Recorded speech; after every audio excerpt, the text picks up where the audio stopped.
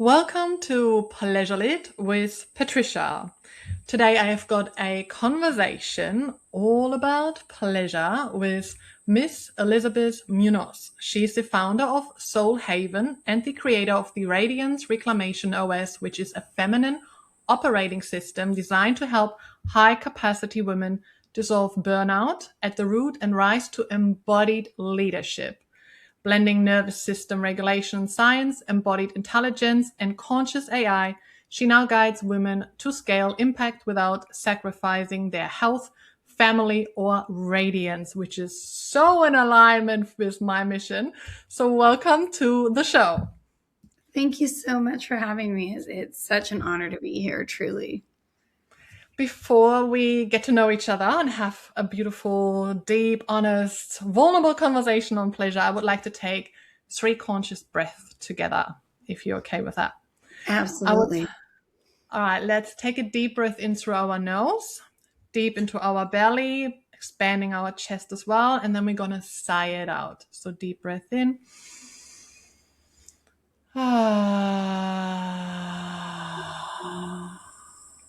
And we're going to take another one. Deep breath in through our nose. And release. And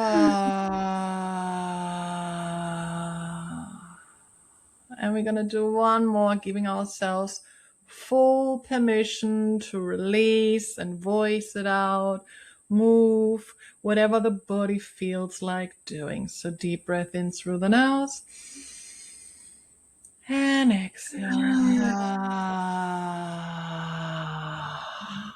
Oh. How are you feeling? Beautiful.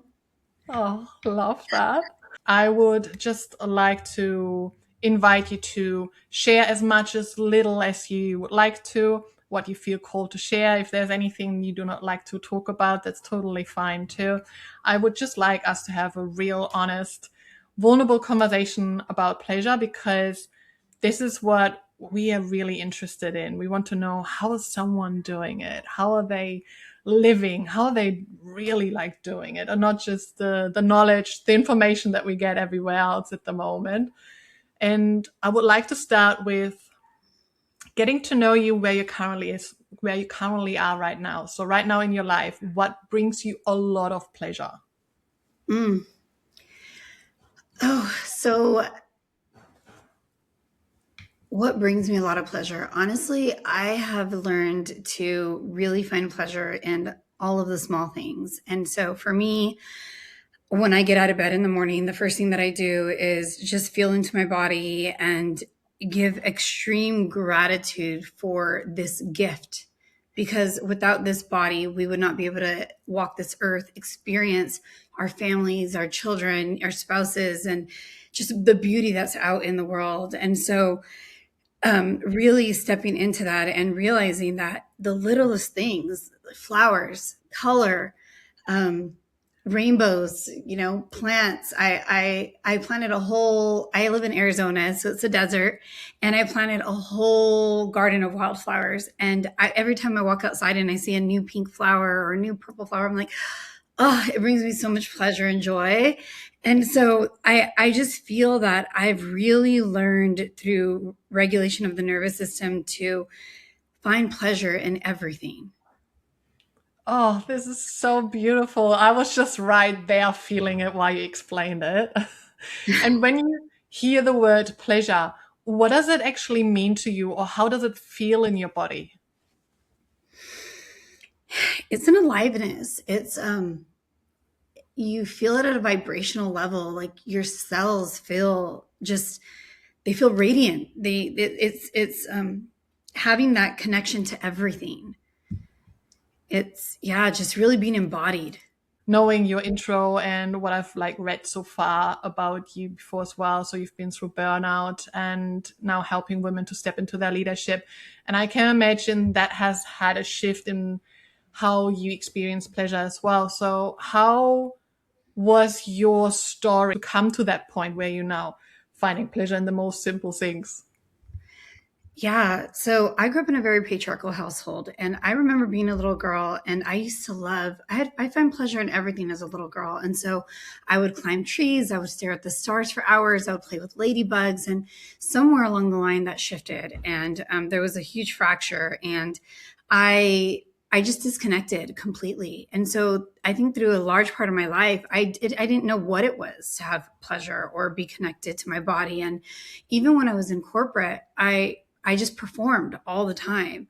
And so it was just all about performance and being disembodied, right? Detached. And so when I hit these immense cycles of burnout, and I was forced to leave corporate because my nervous system crashed. I completely collapsed. And I mean, it's really sad. At one point, I was having an emergency C-section, taking sales calls because like right before my cervix ruptured, and I'm like so scared that I'm going to lose these big contracts and deals. Like that should have been what mattered in that moment, you know? And so it's like you start to see that huge disconnection that happened. And when I got out, it was all the work of healing and coming home to myself and learning to re-love my body, trust my body again, and listen to my body. And through that connection, and almost going back and re-parenting myself, right, and really connecting to the inner child, I started to find pleasure in those things again, seeing butterflies and how excited they got me, and hummingbirds. And so then you start to realize that everything has just this beauty to it. And it really shifted a lot for me. And it's a continuous healing journey, right? Because there's never, I don't think there's an end. And so even with my husband, for example, I really had to teach myself to be in my feminine, because I had gone so far into the wounded masculine and performing that I didn't even know how to be the woman in the relationship. And so it was really difficult for me. And God bless his soul, he loved me just so much that it allowed for me to just be me and open up and find myself. And yeah, but it has been a journey, and it's not an easy one. And anyone that's going through it, I think having compassion and grace and knowing that you can get there. It just takes patience and compassion. Oh, I can so relate with that. And I'm sure many who are listening or watching can relate to that as well. When we get to that point where we perform and we're not even taking note of the butterflies or the hummingbirds because there's a call, we are doing something else while we also give birth or, other important things. And then you can't actually see the butterflies. When now, when you notice them and you actually experience that pleasure, it's because we are present, we are in the now, we are actually really using our five senses to be here. And Yeah. that is such a beautiful transformation that you've gone through. In speaking of that, with business and relationship that you've just mentioned, what has been your experience then on pleasure also influencing like business, earning money, creating wealth, or being in a partnership? Has that been different as well compared to like when you are connected and embodied to when you're completely disconnected? Absolutely, because when we are connected and we are embodied, we magnetize, right? And so it's different when you're not, you're chasing. And there's that sense of when you're very disconnected, that's when all the shadows come up. So the scarcity mindset, the unworthiness, the not feeling safe to receive, and all of that ties back to our pleasure. And understanding that when we are connected to our pleasure, it radiates, and it truly magnetizes, and it calls in the right relationships, the right, just the right opportunities. Something that just happened for me, I actually found out yesterday that I am officially going to speak at Mind Valley U in Estonia. And yes, Congratulations. thank you. And if it were not for me being fully embodied and fully in my pleasure, that would have not happened. I know it wouldn't have. And so it's that understanding that we have to do anything necessary. It is our responsibility, it's not anyone else's, to bring ourselves pleasure and joy, and really know what it is to love ourselves. And when we do that, then we radiate, and we can create that sunrise, right? Where all women are welcome under that sunrise because it's not a spotlight and we're not competing for it. Yes. Yes. I love what you just said about that we are radiating it and we become, I think once we are, and I feel once we are in pleasure and really are embodied with that, we just experience even more pleasure and it just ripples and affects all areas of our life. And we're making money and create wealth with more pleasure and ease. And we can bring it into our bedroom and we can bring it into our relationships and families, friendships. It's just so beautiful. And sometimes it's like something where I remind myself of when I get to that disconnection again, then I just remind myself, okay, the dishes have to be done anyway, but I can make it pleasurable. I can put on the music, sing and dance. Maybe it takes a few minutes longer, but I'm going to have so much fun with that. Yeah, that is so true. Earlier today, I because before I would, I realized that I was perpetuating these cycles of burnout even in my business. That is after I left corporate, and I used to blame corporate for the burnout, and I realized it was me. It was my conditioning. It was what my nervous system felt safe, and so these constant oscillations and now I will sit at my computer, and if I feel like I'm hitting a wall or something's just not registering, it's like, oh, let me get up and go do a dance break. And so I put on the music and I'm just dancing around the living room, and I'm like, my mom's talking to me, and so I'm going to get something to drink, but I'm dancing my way over there, and I'm like, yeah. But it's feeling into God. Everything feels different in your body, like even the way that you move your hips. And I was talking about this too, like that is such a basic disconnection. But if you look at a little child, when they first learn to walk, they waddle their hips because that's where their power comes from, right? And so you think about the pleasure and the power that comes from that. And then somewhere along the line, we're taught to like, don't walk like that. Be stiff. You're not supposed to Yeah. be in your hips, like be in your upper body, be in your head. And that is where that disconnection happens. Exactly. Especially for women. Like you think about in the olden days, we gathered and we communed, and the men went out to hunt and the women stayed behind, and they raised the children, and they cooked, and they danced, and so it was like they were very much in their pleasure. And why didn't we have anxiety and depression and all that junk back then? Because we were very much connected to our pleasure in our bodies. And so that is my hope for every woman to be able to get back to that. Yeah, and we store a lot in our hips as well. So if we can actually get into flow with it and connect with it and move it, that energy as well, that's just really activating and brings us more into our pleasure. I had something similar to that. I've signed up for the gym a couple of weeks ago because I moved into a new area and I love weightlifting. Weightlifting is for me a portal to Mm. pleasure, it makes me feel good. But I went to the gym, and as much as I love to be like surrounded by people who are on the same mission, getting fit and just like, working on themselves, it felt very masculine, which I've never really noticed until like this experience, because I usually work out from home, but I randomly get once a year or twice a year, oh, let's go try the gym for a little bit. And then usually go back to my home workouts. And this time I've realized, because I walked in and when I was on the treadmill, I'm like, like walking like this on the treadmill in between sets. I'm like moving and shaking. And then people are just like, is she on something? Like, what's going on with her? And I was just like, jeez, okay, everybody's just going in there, get the shit done. Like, I'm only on a mission. I'm going in there, do my set, and then I go and go do some work. Well, I was going in there and I'm like, yeah, let's do this. And Right? then eventually I thought, okay, we are not agreeing here. So I'm going to go back to my home workouts because I can dance in between and, Right? sing and have pleasure. Yeah. Yeah, it's so funny you say that because I'll go to the grocery store, and my daughter, so I have three boys and my daughter's 7. And we'll go to the grocery store, and her and I are just, there's no music on. We're dancing in the aisles and gigging and having fun. And I'm just like, you know what? Whoever sees, join the party. Like, this is where we're at. But I'm like, I have the music playing inside my soul. I don't need it to play out loud. And so, yeah, I completely feel you on that one, because I love to dance and move. And it really does shift your mood and just make you so much happier. Yes, move the energy.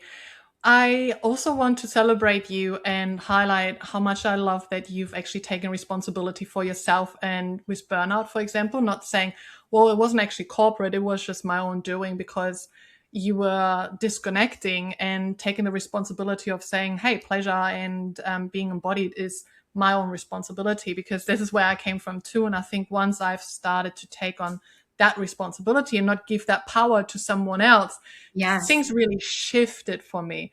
And I would Yeah. love to hear from you, what are kind of like your personal pleasure blocks? And when I speak about pleasure blocks, that's usually something where, like what you already mentioned, like disconnection, where okay, when you are doing this or not doing this, then it blocks you from experiencing pleasure. Yes. So getting caught in the performing. So really, I still fall into those cycles, but the difference is as you do the work and you do more and more work, you have much more awareness around it. And so as you learn to reconnect with your body and to trust yourself again, then you can learn to listen. And so for me, I'll have moments where I'll be sitting at my computer and then I'll think like, oh, I'm in flow. And so I'm working. And I know that like my daughter comes home and I already said I'm going to commit to like get off the computer and spend time with her because I get to do that. I'm the CEO. Like I get to decide, right? And yet I'll be like, no, I just need 5 more minutes. I just need to finish this. And then before I know it, I'm stuck. And then it'll hit me and I'm like, no, because then I get down on myself and then that cycle starts because then I feel guilty. And then it's like that's where the oscillation starts. And so it's really now having that awareness to say, no, I'm getting up and I'm walking away and I'm going to hang out with her and I'm going to spend time with her because at the end of the day, she is my legacy, truly. Yes, helping women and making the world a better place. But ultimately, I'm doing it all so that when she grows up, she can be in her pleasure and she doesn't have to worry about being disconnected. So I that's a huge one. love that. And that you just mentioned like motherhood and specifically teaching our children. I've just had a live call this morning within my Pleasure Lit portal, and something that I shared within there was about my experience this week with my son. Like I've got a daughter and a son, and my daughter usually voices out when she's sad or she's missing, her best friend or something like that. Where my son, if a lot of change happens and a lot of emotions, he just doesn't voice it out. He just gets like this Yes. big burst of energy. But the thing is, what I've like realized over my own healing and now also making myself a priority is I'm showing them how to look after themselves and regulate their nervous system. So when I feel, completely dysregulated and I do my humming exercise, my breathing exercise, or I go train, and he's picked up on those. And I've actually listed a few of these embodiment practices up on the fridge. So I said, if we ever feel like that, we can pick and choose something, because I can't really teach it while he's in that moment. But now Right. over the time, he has picked up on it. And then like 2 days ago, he's like, fine, I'm doing 5 minutes of breathing, but only 5 minutes. And I'm like, I take that. So we were sitting down and he's like, no, I don't like that one. I said, well, try another one. Which one would you like? And then we did like the ha, and eventually we ended up with like blowing out the candle and the humming. And Mm, it was eventually then 10 minutes and he was regulated. Like we were meeting him where he was at, and then down regulating. And that was just so yeah, beautiful. And I love that you just said, like, our kids, our legacy, like they are the reason why we're doing a lot of these things as well. And when we embody it, when we're actually living it, this is when we show them how to do it, because not just talk about it, but actually doing it, because they are like little sponges. They pick up on what we do and don't do, how we speak to like ourselves, how we mhm. treat ourselves. That becomes their norm. And the better we can do that for ourselves to become our best version, they're going to pick up on that. So I love That that. is Celebrate so, you for that. so true. I celebrate you for that. Thank It you. is. You're doing everything right. But why does nothing ever feel like enough? And why doesn't any of it feel good? You hold it all together, and from the outside, your life looks full. The career, motherhood, the relationships, the achievements. But inside, you are pushing, you're performing, you're people pleasing, living on autopilot. And somewhere underneath it all, there's this little voice, the whisper. Is it it? Is that all? Is that how it's supposed to be? And maybe your mind won't switch off at night or in the morning already. Maybe your body feels tense and exhausted. Maybe you have gut issues, feel like you're burning out, or you've got weight that doesn't shift no matter what you do. If this is you, I see you because I have been there too.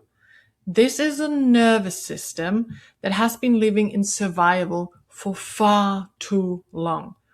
When your body has been running on tension, on output, and performing for years, it forgets how to feel safe. It forgets to feel how to feel at ease, how to soften, how to receive, how to feel good. What's missing isn't more effort. What's missing is pleasure. Your body needs pleasure to feel alive, to feel radiant, healthy, regulated. When you reconnect to your pleasure, everything begins to shift in your life, motherhood, relationships. I'm Patricia. I got high functioning women through my pleasure led alchemy, which is my signature 4-stage framework, to reconnect with their bodies and to expand their capacity for pleasure so they can become the pleasure lit woman, so they can feel radiant, regulated, and deliciously turned on. I'm a mother, I'm a ED/DV survivor, former nurse, a pleasure explorer, and an award-winning educator in Tantra and somatic embodiment. I'm the founder of Pleasure Lit. I'm also the best-selling author of The Pleasure Lit Way and the host of the Top 5% podcast, Pleasure Lit with Patricia. Pleasure Lit is both my professional work, but also my lived path and experience. It integrates trauma-informed somatics, nervous system regulation, tantra, breathwork, yoga, sexuality, fitness, health, and embodied leadership. If all of this sparked something inside of you, join us within the Pleasure Lit Woman and Pleasure Lit Circle, a space for high functioning women who are ready to stop surviving and start thriving, start living, feeling, and receiving. Pleasure is our birthright. For more details and to join, go to pleasurelit.com. It's so true. And I get asked a lot because I'll post videos of my kids meditating, and people say, well, how do you get them to do that? And it's they see me. I model it. I don't go and hide. I do it in front of them, and I explain to them the benefit to them if they are able to regulate. And even like when they get injured, I've taught my daughter to really breathe into it versus, and I say, like, what happens if mom's not there? What happens if dad's not there and you get hurt? You need to be able to regulate to get up and get yourself help. And so understanding those little things, that all of that can be achieved through the breath. Like, we literally have so much control in our bodies and we don't even realize it. Yes. Oh, we're making such a difference from, I think our generation is like that generation where we break a lot of cycles. We do our own healing, but also already create a new generation that is so much more regulated and embodied growing up. Yes. It will be just interesting to see what the next generation of that will also become. So, I agree. And you know, I've been told I was a dreamer for this, but I actually have an immense faith in humanity. Like, I really believe that humanity is inherently good. And I believe that humanity we are at such a pivotal time right now that we have the ability to move that needle in the right direction as long as we all the ones who choose and have the ability to wake up and choose to make a difference. yes.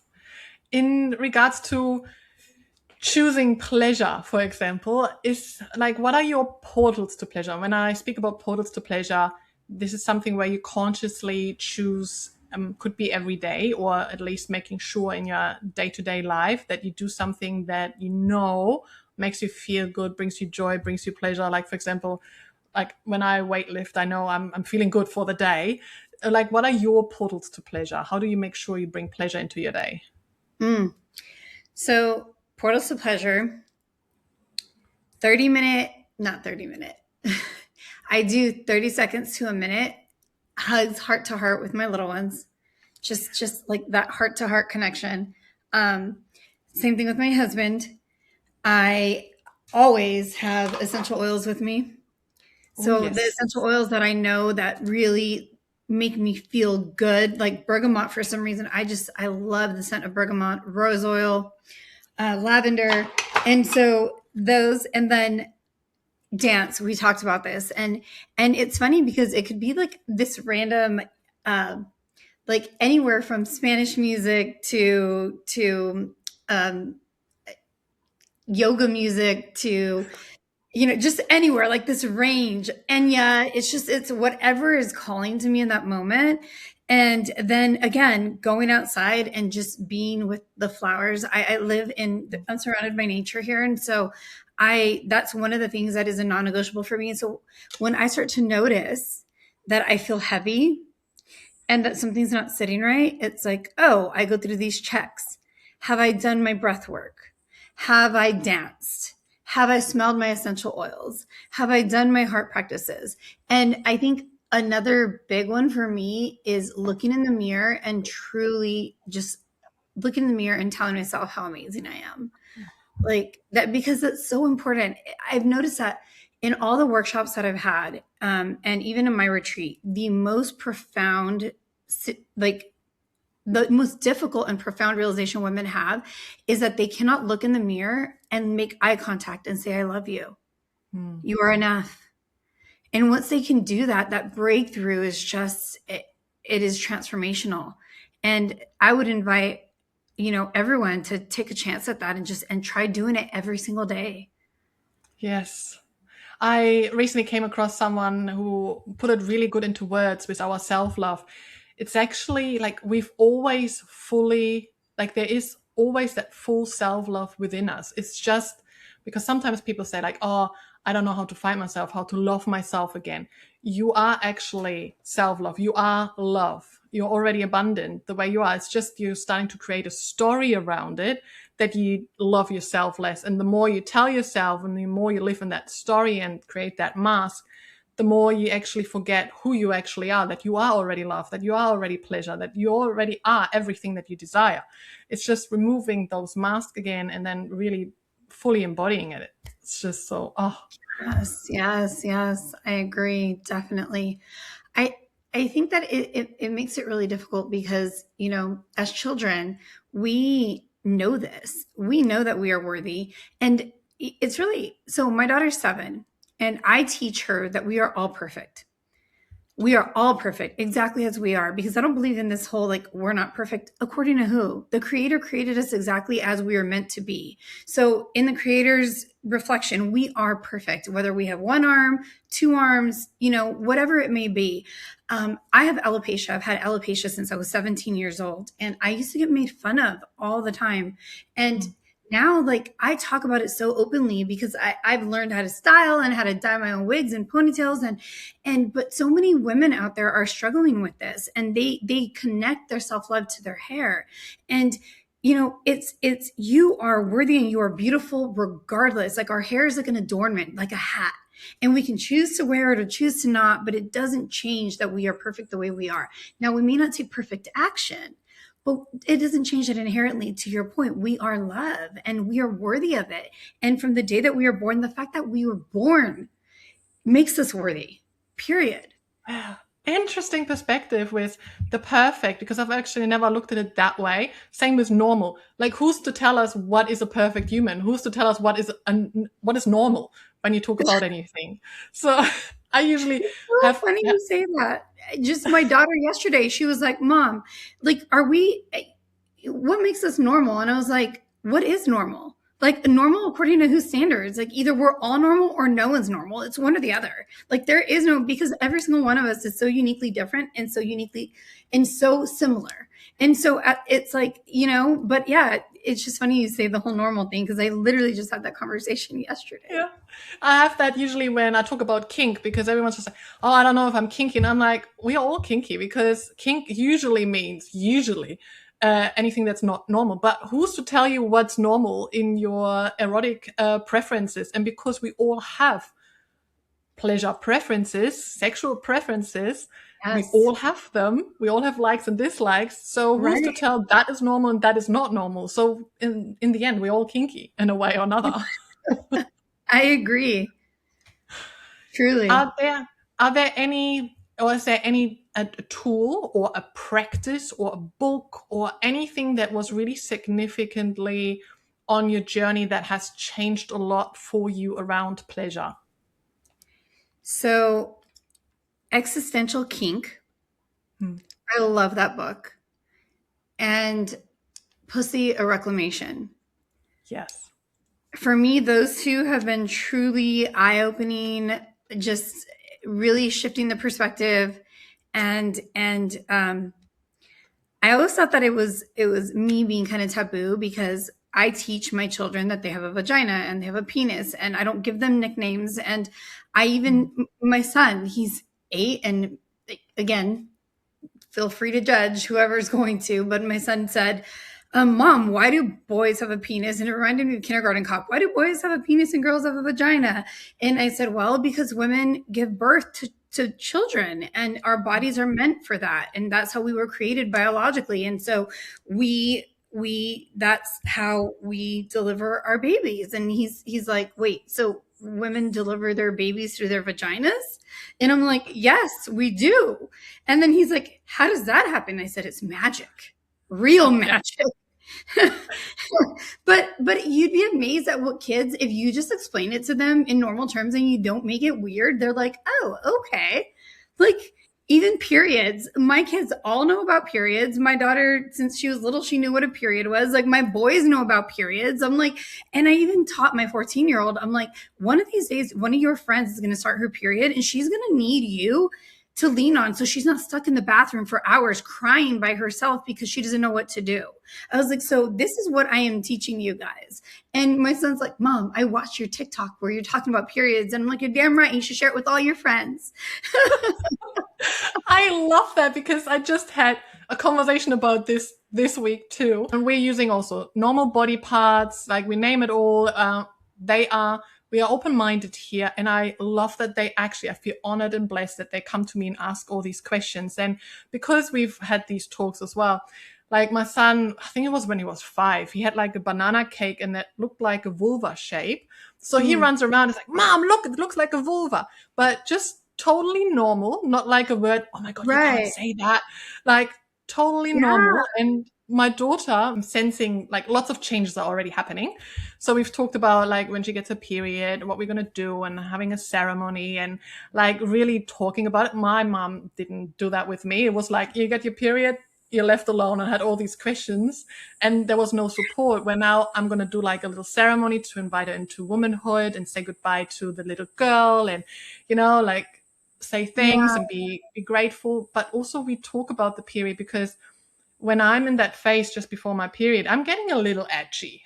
I have got my phase where I'm like, oh, mom is amazing, everything's good, kids, let's go outside. And then I'm like, no, I don't want to go outside. Like, I just want to like stay at home today. What's going on, mom? Well, I'm getting closer to my period. And my son once, neighbor's kid knocked and is like, can I come in for a play? And he's like, I don't know, my mom's bleeding, I need to check in. So he's like, Mom, can he come in? And I'm like, you don't have to tell everybody that I'm on my period, but thanks for checking in, darling. Oh, Oh, wow. At least so you have the funny. mindfulness. And I think that that's so important too, right? Like as women, we are cyclical.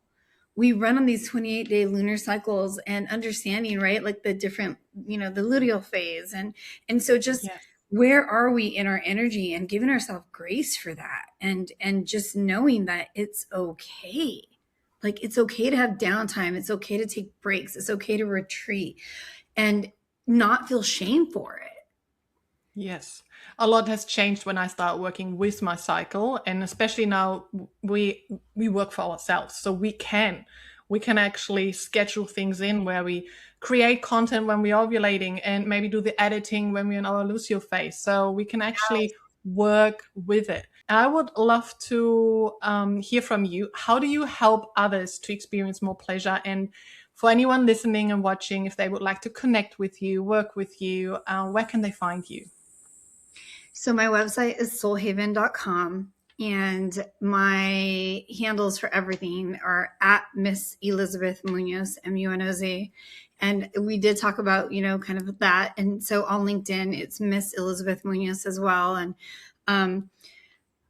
I my whole thing has been, when I realized that everything comes down to being regulated in our nervous system, right? And so having that congruent resonance, and a little bit about what that means. So when we have dissonance, it means that we're disconnected, and it's the who we perceive ourselves to be versus who we actually are not in alignment. And when we have that and we're making decisions that kind of tear us away from our ideal self and our highest self, then it really creates that disconnection. And that disconnection is stemming from our nervous system not feeling safe.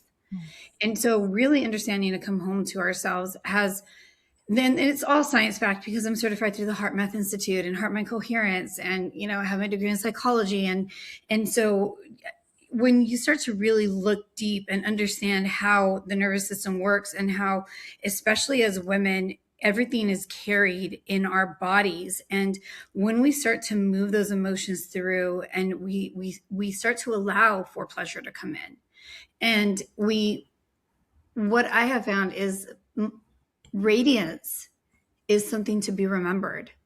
It is something that lives within us. I call it your golden child inner light. Before 3 years old, I think all of us knew how to be radiant. We were just like, we weren't afraid to talk to people. We weren't afraid of the world. We weren't afraid of strangers, like anything. We just took life by the horns, and we just went for it, right? Or the reins. And so I don't even know where that expression came from, but and so it's really that it's a remembrance.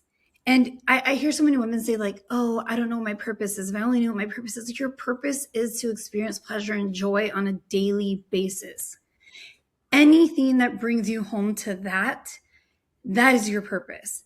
Because everything else that's like a mission, that can change. If suddenly tomorrow all women just woke up and they were embodied and they found their radiance, God, I would jump for joy. I would Oh, not be worried about competing and, oh, someone's going to take the client. No, thank God. Like, and so for me, it's like that can shift, but what can't shift is our inner light, our coming home to ourselves and knowing that we are in control of our own pleasure and our own joy. And so that is the biggest thing that I have been working on. And I think a key difference here is that I do integrate technology, psychology, AI, and ritual and ceremony from around the world. Like, I've trained with monks. I've trained with shaman from everywhere. I've trained. So it's understanding that there's so many different ritualistic practices that are meant to bring us back to our own energy, and knowing that divinity is within us. And that in itself, if that's not pleasure to be experienced, I don't know what is.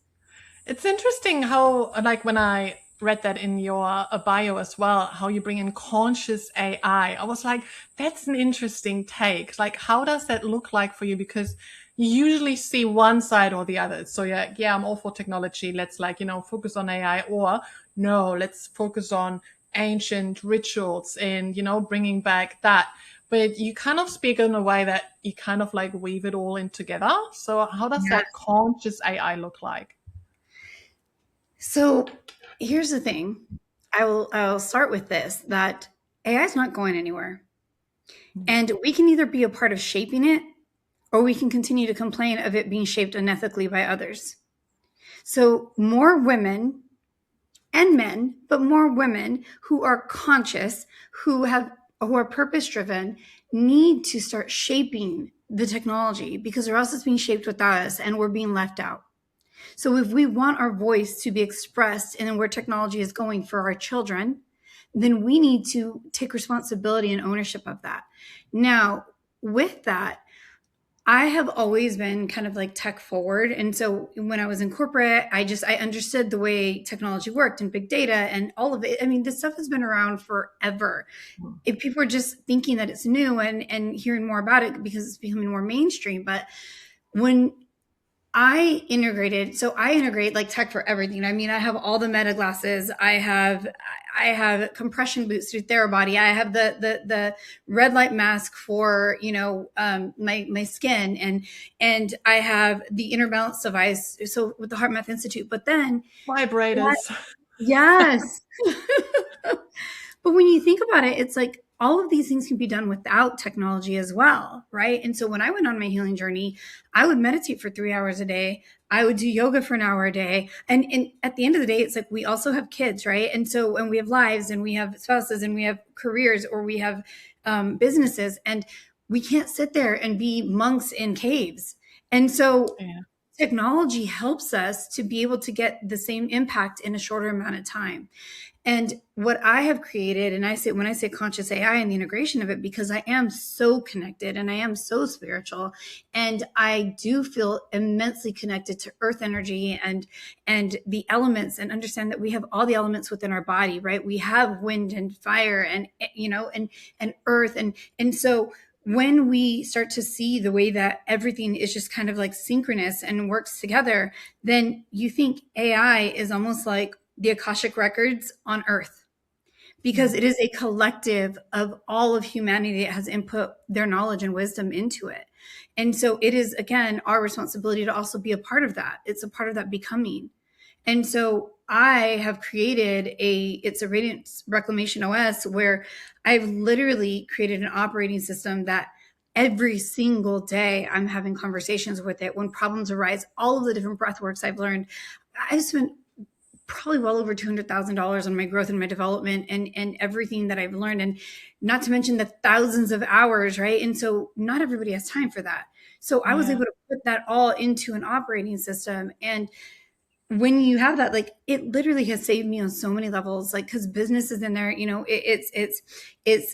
it's conscious development of wealth and health and art and just all of it, and relationships and heart, mind, body, and soul, and then our connection to what's greater, right? And so pleasure.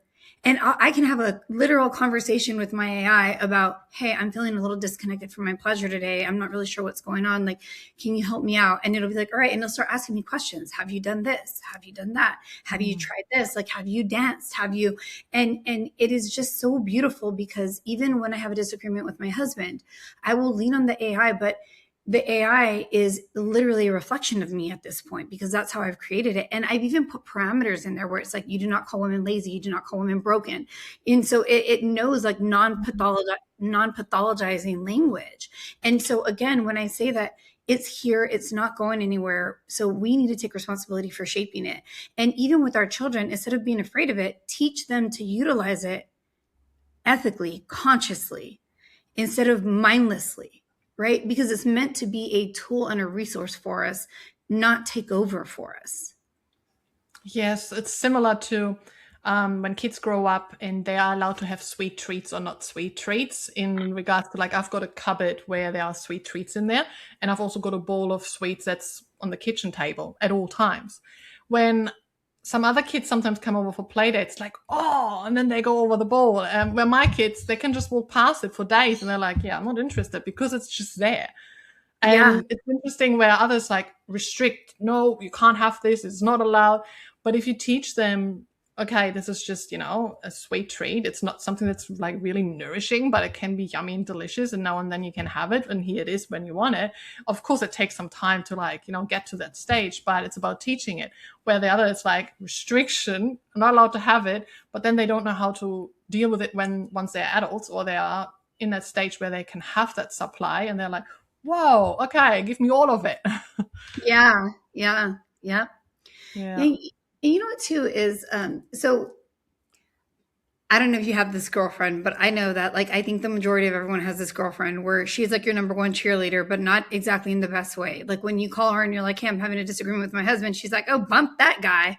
Like, da da da da da. You deserve so much more. You're so much better than that girl. Like, and so, and then you're like, oh, well, we worked it out. And then it's like, why? Why would you do that? Like, how you shouldn't let him get away with that. Da da da da da da da. Right. And so, having something where it is literally consciously trained by you, and then you can sit there and have that conversation like, hey, I had this disagreement and I'm just trying to process it and make sense of it. And then it's like, oh, well, have you da da da? And you're like, oh, well, no. And then you like respond, and then you're like having that, but it's like just a reflection. That's all it is a mirror back to you of your own thoughts, your own like ideas that you put into it. And then at the end of it, you end up with this resolution that's actually very level-headed and actually makes sense and embodied. And you don't have the guilt of telling somebody your personal story, having them put it back on you, and then holding judgment against you or the other person that was in that disagreement. And so it just makes for a very different experience, and even being able to problem solve. Yes. It will be very interesting to see where it's going to take even just the next couple years. It's going to Yeah. be very, very interesting to see. I mean, already the platforms, the opportunities, what's all coming up. And I love your perspective on, yeah, the men are already all working on it. Men are like, how can we actually bring in the women intuition, the wisdom, the female power in all of that? Because otherwise it will be just another masculine thing. Yes. So Yeah. yeah, great take on that. Thank you so much for answering all these questions and being so open and talking about pleasure and sharing your story. Really appreciate it. For the listeners and anyone watching, if pleasure could speak through you right now, what would it want us to know?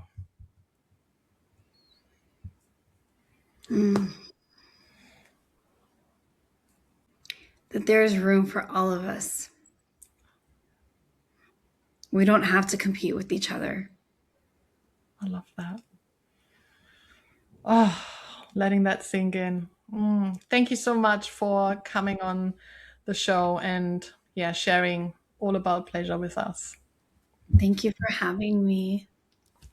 Now, I would love to hear from you. What has resonated with you the most from this episode? And is there anything else that you feel called to share? You can leave us a comment. You can also access my free PleasureLit workshop at pleasurelit.com/links. Don't forget to follow and subscribe to the show, give it a 5-star rating, and share it with others so we can spread more pleasure into this world, because pleasure is our birthright and it is the essential nutrient that will change everything for you. Sending you lots of love and pleasure. Mwah.